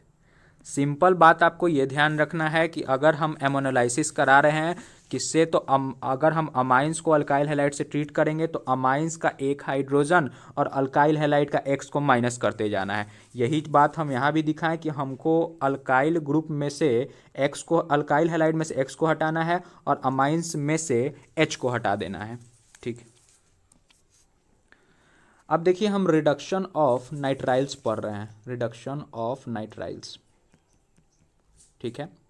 तो रिडक्शन ऑफ नाइट्राइल्स हम किस किस रिएजेंट के प्रेजेंस में करा सकते हैं, तो एक है अपना H2 निकल, साथ में लिथियम एल्युमिनियम हाइड्राइड। तो जब हम नाइट्राइल्स का रिडक्शन इन दोनों में से कोई भी रिएजेंट से कराते हैं तो हमारा 1 डिग्री अमाइंस बन जाता है। ये क्या है, 1 डिग्री अमाइंस। इस प्रोसेस में होता कैसे है वो देखिए कि कार्बन और नाइट्रोजन के बीच 3 बॉन्ड हैं। अब जिनमें से 2 पाई बॉन्ड है, तो दोनों पाई बॉन्ड को तोड़िए। जब एक पाई बॉन्ड को तोड़िएगा तो एक हाइड्रोजन कार्बन को, एक हाइड्रोजन नाइट्रोजन को। एक और पाई बॉन्ड तोड़िएगा तो एक कार्बन को और हाइड्रोजन और एक नाइट्रोजन को हाइड्रोजन। तो बन क्या गया, CH2 और साथ में NH2, और पहले से आपका अल्काइल ग्रुप तो था ही, ठीक है। तो आपको ध्यान रखना है कि हम नाइट्राइल्स का रिडक्शन से प्राइमरी अमाइंस बना सकते हैं। कैसे, तो कार्बन और नाइट्रोजन के बीच हमारा 3 बॉन्ड जो होता है उसमें से 2 अपना पाई बॉन्ड है, पाई बॉन्ड वीक बॉन्ड होता है, उसको तोड़ेंगे, उनके प्लेस पे हम हाइड्रोजन लगाते जाएंगे, ठीक। अब देखिए कि रिडक्शन ऑफ अमाइड्स, अमाइड के रिडक्शन से भी हम बनाते हैं अमाइंस, ठीक है। अमाइड के भी रिडक्शन से हम अमाइड बनाते हैं। देखिए, जब भी हम अमाइड को लिथियम एल्युमिनियम हाइड्राइड से ट्रीट करेंगे तो वो हमारा 1 डिग्री अमाइन बना देगा, ठीक है। ये पार्ट जैसा का तैसा लिख दिए, ये पार्ट जैसा का तैसा लिख दिए, और इस C डबल बॉन्ड O को हम CH2 में बदल दिए, ठीक है। तो रिडक्शन ऑफ अमाइड कैसे, लिथियम एल्युमिनियम हाइड्राइड के प्रेजेंस में हमारा 1 डिग्री अमाइन दे देता है। अब देखिए गैब्रियल थैलामाइड सिंथेसिस क्या है। तो गैब्रियल थैलामाइड सिंथेसिस में ये थैलामाइड का स्ट्रक्चर इसको ध्यान रखिएगा। अगर हम इसको सोडियम हाइड्रोक्साइड या फिर KOH मतलब बेस के प्रेजेंस में ट्रीट करें और दूसरा रिएजेंट हम अल्काइल हैलाइड ले लें तो ये हमारा यहाँ से डायरेक्ट प्रोडक्ट 1 डिग्री अमाइन दे देता है। ठीक है, सिंपल है थैलामाइड सिंथेसिस में कि अगर हम थैलामाइड को सोडियम हाइड्रोक्साइड से ट्रीट करें और दूसरा रिएजेंट अल्काइल हैलाइड ले तो ये हमारा क्या बन जाएगा 1 डिग्री अमाइंस। ठीक, जो भी ये हैलाइड ग्रुप होगा इसको हटा दीजिए और इसके जगह अल्काइल ग्रुप जो भी है उसका अमाइंस बना दीजिए, बस यही करना है। ठीक, आगे बढ़ते हैं। एक और एग्जांपल देखिए, थैलामाइड है, इसको हम बेस से ट्रीट कर रहे हैं in presence of ethyl halide, तो बस इस इथाइल से ही आपको अमाइंस बना देना है, ETNH2, खत्म हो गया। तो ये बहुत सिंपल था। आगे देखिए कि अगर हम हॉफमैन ब्रोमाइड डिग्रेडेशन रिएक्शन में हम क्या करते हैं कि जब हम अमाइड को Br2 से ट्रीट करते हैं in presence of sodium hydroxide तो हमारा RNH2 मतलब 1 डिग्री अमाइंस बनता है। अगर हम अमाइड को Br2 से ट्रीट करें in presence of sodium hydroxide तो हमारा क्या बन जाता है प्राइमरी अमाइन। तो करना क्या है कि इस RCONH2 से हमको इस CO को काट देना है, बस RNH2 लिख देना है। कब? जब हमारे पास Br2 हो साथ में सोडियम हाइड्रोक्साइड हो, मतलब हम हॉफमैन ब्रोमाइड डिग्रेडेशन रिएक्शन करा रहे हो। ठीक है, अब देखिए अल्काइलेशन। तो अल्काइलेशन में क्या है कि अगर हम अमाइन को, अब ये कौन सा अमाइन से, प्राइमरी अमाइन, ठीक है, उसको हम अल्काइल हैलाइड से ट्रीट करेंगे तो हम पहले भी बता चुके हैं कि यहाँ से एक H हटाइए, यहाँ से X हटाइए, मतलब बन क्या गया आपका RNHR, वही प्रोडक्ट बना है। और प्रोडक्ट बना क्या 2 डिग्री अमाइंस, मतलब हम अल्काइलेशन में डिग्री ऑफ अमाइंस को बढ़ाते हैं। फिर से देखिए कि अगर आप अमाइंस को अल्काइल हैलाइड से ट्रीट करेंगे तो आपको यहाँ से एक H हटाना है, यहाँ से X हटाना है, जो बचेगा उसको लिख देना है। तो जो बचा वो लिखा, तो यहाँ से पता चलता है कि ये तो हमारा 1 डिग्री अमाइंस था, लेकिन अब ये क्या हो गया 2 डिग्री अमाइंस। तो कभी आपसे पूछा जाए कि ऐसा कौन सा मेथड है जिसमें हम डिग्री ऑफ अमाइंस को बढ़ाते हैं, तो वो होगा आपका अल्काइलेशन। ठीक है, दूसरा देखिए असाइलेशन है। अब असाइलेशन में क्या होता है कि हम अमाइंस को जब हम एसिड क्लोराइड से ट्रीट करते हैं तो बस पॉजिटिव निगेटिव खेलना है। वो कैसे? तो NH2 को हम ऐसे लिख दे NHH। अब नाइट्रोजन पे निगेटिव चार्ज, हाइड्रोजन पे पॉजिटिव चार्ज। आपको पता है कि कार्बन पे आपका पॉजिटिव चार्ज होगा और क्लोरीन पे निगेटिव, बस पॉजिटिव वाले को निगेटिव से और निगेटिव वाले को पॉजिटिव से, तो आपका RNHCOR हो गया और साथ में HCl। ठीक है, हम क्या बोले कि RNH2 अमाइंस था 1 डिग्री, उसको हम एसिड क्लोराइड से ट्रीट किए, तो कार्बन और क्लोरीन में due to electronegativity difference carbon पे आपका पॉजिटिव चार्ज, क्लोरीन पे आपका नेगेटिव चार्ज। वैसे ही नाइट्रोजन पे निगेटिव और हाइड्रोजन पे पॉजिटिव, तो निगेटिव वाले को पॉजिटिव से और पॉजिटिव वाले को निगेटिव से चिपका दिए, हो गया।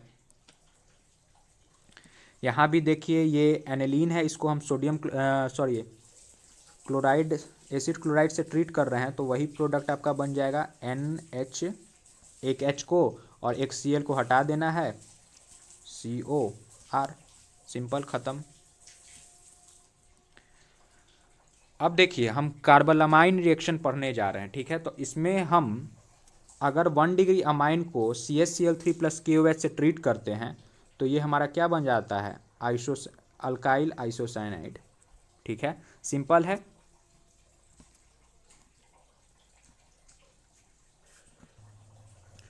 अब हम रिएक्शन विथ नाइट्रस एसिड देख रहे हैं। तो अगर हम एलिफेटिक एनिलीन को ट्रीट करते हैं नाइट्रस एसिड के साथ तो हमारा RN2 प्लस Cl माइनस बनता है, जिसको हम बोलते हैं एलिफेटिक डाइजोनियम साल्ट। ठीक है, जब हम प्राइमरी अमाइंस को हम HNO2 से मतलब नाइट्रस एसिड से ट्रीट करते हैं तो हमारा एलिफेटिक डाइजोनियम साल्ट बनता है। वैसे ही अगर हम एनिलीन को मतलब एरोमेटिक अमाइंस को HNO2 से ट्रीट करेंगे तो हमारा बेंजीन डाइजोनियम क्लोराइड बनता है। ठीक है, ये तो सैंडमेयर्स रिएक्शन में भी पढ़े हैं हम लोग। तो सिंपल है, अगर RNH2 को HNO2 से ट्रीट किए तो हमारा एलिफेटिक डाइजोनियम साल्ट बना, और NH2 को मतलब एनालीन को HNO2 से ट्रीट किए तो हमारा एरोमेटिक बेंजोनियम साल्ट बन गया, एरोमेटिक डाइजोनियम साल्ट बन गया। ठीक, अब देखिए कि हम reaction with aryl sulfonyl chloride कराने जा रहे हैं। सिंपल है कि आपको यहाँ से Cl हटाना है, यहाँ से H हटाना है, बाकी जो प्रोडक्ट बना उसको लिख देना है।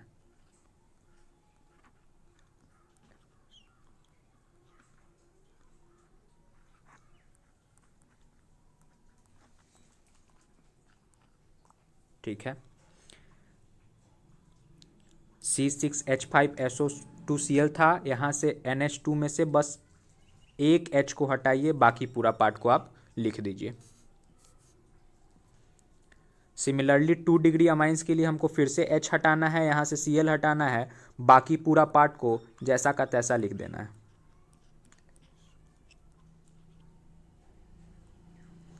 और ये N हो गया, इससे C2H5 इधर लगा है, एक C2H5 इधर लगा है, हो गया। बस HCl को हटाते जाना है। अब देखिए इलेक्ट्रोफिलिक सब्स्टिट्यूशन रिएक्शन। तो इलेक्ट्रोफिलिक सब्स्टिट्यूशन रिएक्शन में सबसे पहले हम ब्रोमिनेशन पढ़ेंगे। अब ब्रोमिनेशन में क्या होता है कि जब हम एनिलीन को Br2 वाटर से या फिर Br2 के साथ कार्बन डाइसल्फाइड ले ले तो हमारा प्रोडक्ट जो फॉर्म होता है वो एक्सेस में फॉर्म होता है, मतलब 2,4,6 ट्राई ब्रोमो एनिलीन फॉर्म होता है।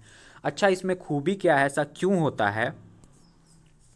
ऐसा इसलिए होता है क्योंकि NH2 का प्लस M जो है ना वो बहुत ज़्यादा स्ट्रांग है, इसके लिए ये तीनों पोजीशन पे दे देता है। ये प्रोडक्ट जो है वो एक्सेस में फॉर्म करता है।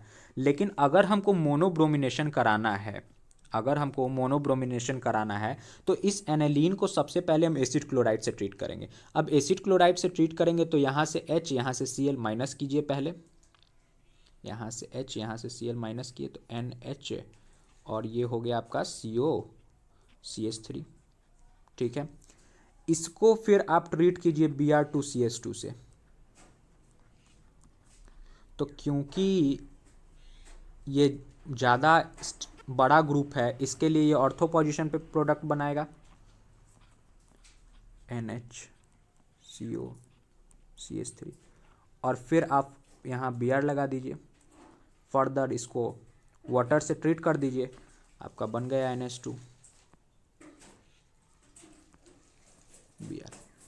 तो अगर हमको एनालीन से एक ही प्रोडक्ट मेजर में चाहिए पैरा पोजीशन पे तो हमको पहले एसिड क्लोराइड से ट्रीट करना पड़ेगा, फिर उसको Br2CH2 से ट्रीट करना पड़ेगा, और फिर उसका हाइड्रोलिसिस कराना पड़ेगा। लेकिन अगर प्रोडक्ट हमको एक्सेस में चाहिए तो हम डायरेक्टली Br2 वाटर से ट्रीट कर सकते हैं, क्योंकि प्लस M इसका बहुत ज़्यादा स्ट्रांग होता है, और ये उतना ज़्यादा प्लस M स्ट्रांग नहीं, ये वीक या फिर हम बोल सकते हैं मीडियम में प्लस M शो करता है। अगला देखिए कि नाइट्रेशन। अगर हम एनिलीन को HNO3 से ट्रीट करते हैं तो हमारा तीनों प्रोडक्ट बनता है, एक ऑर्थो पोजीशन पे, एक मेटा पोजीशन पे, एक पैरा पोजीशन पे, एनिलीन के केस में। लेकिन जो सबसे ज़्यादा बनता है वो 51% पैरा पोजीशन पे, 47% मेटा पोजीशन पे, और 2% ऑर्थो पोजीशन पे। लेकिन अगर केवल और केवल हमको चाहिए पैरा पोजीशन पे तो उस केस में हम क्या करेंगे, फिर से मोनोब्रोमिनेशन, NH2 को एसिड क्लोराइड से ट्रीट किए तो फिर से आपका वही प्रोडक्ट बनेगा NHCOCH3। इस COCH3 को फिर से HNO3 से ट्रीट करिए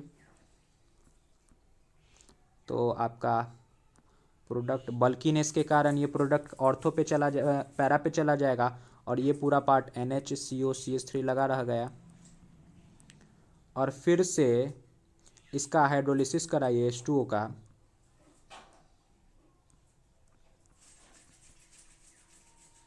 और ये नाइट्रो हो गया। ठीक है, आगे देखिए सल्फोनेशन। NH2, अगर हम एनिलीन को H2SO4 से ट्रीट करते हैं तो क्या होगा, पहले आपका NH3HSO4 माइनस बनेगा, इस पे पॉजिटिव इस पे निगेटिव होगा। फिर इसको अगर हम हीट करते हैं तो NH2S यहाँ से SO3H उठ के कहाँ चला जाएगा, पैरा पोजीशन पे, तो ऊपर रह गया NH2 और यहाँ से आ गया SO3H। और फिर अगले पोजीशन पे यहाँ क्योंकि एक ही ज्विटर आयन का फॉर्म हो जाएगा, ज्विटर आयन का फॉर्मेशन हो जाएगा। ठीक है। अब देखिए कि अगर हम डायोजाइटाइजेशन की बात करें तो इसमें हम एनेलीन को सोडियम नाइट्रेट प्लस HCl से ट्रीट करते हैं। ठीक है, एनेलीन को सोडियम नाइट्रेट प्लस HCl से ट्रीट करते हैं तो आपका फॉर्म क्या होता है, बेंजीन डाइजोनियम क्लोराइड। एनेलीन को जब सोडियम नाइट्रेट प्लस HCl से ट्रीट करते हैं तो आपका फॉर्म होता है PHN2 प्लस Cl माइनस, इसको हम क्या बोलते हैं, बेंजीन डाइजोनियम क्लोराइड बोलते हैं। ठीक है, साथ में आपका NaCl भी फॉर्म होता है और वाटर, लेकिन मेन हमारा प्रोडक्ट बेंजीन डाइजोनियम क्लोराइड ही है। ठीक है, आगे देखिए, अगर हम सैंडमियर रिएक्शन की बात करें तो अल्काई, अब देखिए ArN2X, इसको अराइल है, ये अराइल मतलब क्या, बेंजीन ग्रुप। ठीक है, तो बेंजीन को benzene diazonium halide, benzene diazonium halide को हम क्यूप्रस क्लोराइड साथ में HCl के साथ ट्रीट करेंगे तो वो हमारा अराइल हैलाइड बनाएगा, अराइल हैलाइड बनाएगा। ठीक है, वैसे ही अगर हम क्यूप्रस ब्रोमाइड से ट्रीट करेंगे तो अराइल ब्रोमाइड बनाएगा, और Cu2CN से ट्रीट करेंगे तो हमारा अराइल साइनाइड बनाएगा। ठीक है, अराइल कहने का मतलब क्या कि बेंजीन, ये सब बेंजीन से लगा होगा, वो Cl हो या फिर Br हो या फिर Cn हो। ठीक है, तो सैंडमियर रिएक्शन हम लोग पहले भी देखे हैं। तो अगर हम बेंजीन डाइजोनियम हैलाइड को क्यूप्रस क्लोराइड से ट्रीट करेंगे तो हमारा बेंजाइल क्लोराइड बनेगा, अगर Cu2Br2 से ट्रीट करें मतलब क्यूप्रस ब्रोमाइड से तो अराइल ब्रोमाइड मतलब बेंजीन ब्रोमाइड बनेगा, बेंजाइल ब्रोमाइड बनेगा, और यह अराइल साइनाइड बन जाएगा। ठीक है, अब देखिए बेंजीन डाइजोनियम हैलाइड को अगर हम CuHCl से ट्रीट करें या फिर CuHBr से, ये गेटरमैन्स रिएक्शन है लगभग सेम सैंडमियर्स रिएक्शन के लिए, तो उसमें भी हमारा प्रोडक्ट क्या होगा, सेम बन जाएगा, और फिर इसमें अराइल ब्रोमाइड। ठीक है, अगर हम इस बेंजीन डाइजोनियम क्लोराइड को पोटेशियम आयोडाइड से ट्रीट करें तो आपका अराइल आयोडाइड बन जाएगा। बहुत सिंपल ये रिएक्शन है, डायरेक्ट बोर्ड में पूछे जाते हैं। अब देखिए कि अगर हम बेंजीन डाइजोनियम क्लोराइड को फ्लोरोब्रोइक एसिड से ट्रीट कर दें, ठीक है, फ्लोरोबोरिक एसिड से ट्रीट कर दे तो हमारा अराइल फ्लोराइड बन जाता है, और साथ में हीट भी करना बहुत जरूरी है। अगर हीट नहीं करेंगे तो हमारा इंटरमीडिएट फॉर्म होगा, और इंटरमीडिएट क्या फॉर्म होगा, अराइल N2BF4 माइनस। ठीक है, ये हमारा इंटरमीडिएट फॉर्म होगा, और अगर इस इंटरमीडिएट को हम हीट करते हैं तो हमारा ये फॉर्म अराइल फ्लोराइड फॉर्म हो जाता है। ठीक है, अगला देखिए कि रिप्लेसमेंट बाय H, अगर हम बेंजीन डाइजोनियम क्लोराइड को H3PO2 से, जिसको फॉस्फाइन भी बोलते हैं, in presence of water treat करें तो हमारा अराइल H बन जाता है, मतलब बेंजीन सिंपल बन जाएगा। यहाँ भी अगर हम इथेनॉल से मतलब अल्कोहल से ट्रीट कर दे बेंजीन डाइजोनियम क्लोराइड को तो हमारा बन जाएगा ये बेंजीन। ठीक है, अगर हम बेंजीन डाइजोनियम क्लोराइड को वाटर से ट्रीट करें तो ये हमारा फेनॉल बन जाता है। फिर से बोल रहे हैं, अराइल क्या है, बेंजीन है, मतलब बेंजीन से आपको OH लगा देना है। कब, जब हम बेंजीन डाइजोनियम क्लोराइड को वाटर से ट्रीट करेंगे।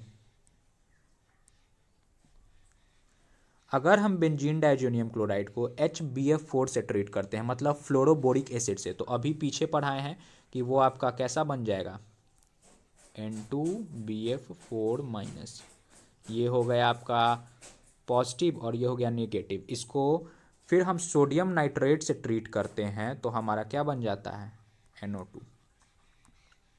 सोडियम नाइट्रेट से ट्रीट करते हैं, साथ में कॉपर, और साथ में हीट करिए। ठीक है, तो बेंजीन डाइजोनियम क्लोराइड को हम फ्लोरोबोरिक एसिड से ट्रीट किए तो आपका ये फॉर्म हुआ, इसको हम क्या बोलते हैं, तो बेंजीन डाइजोनियम फ्लोरोबोरेट। ठीक है, इसको फर्दर सोडियम नाइट्रेट से ट्रीट किए तो हमारा नाइट्रोबेंजीन फॉर्म हो गया। आखिरी रिएक्शन है कि अगर आप बेंजीन डाइजोनियम क्लोराइड को फेनॉल से ट्रीट करते हैं तो बस यहां से HCl निकाल दीजिए, बन क्या गया आपका N2 से आप डायरेक्ट बेंजीन लगा दीजिए, यहाँ बेंजीन लगा दीजिए और इससे OH लगा हुआ था। ठीक है, यही आपका प्रोडक्ट बन जाएगा। इसको हम बोलते हैं हाइड्रोक्सी ओजोबेंजीन। ठीक है ना, या फिर ऑरेंज डाई इसका कलर होता है। Orange die,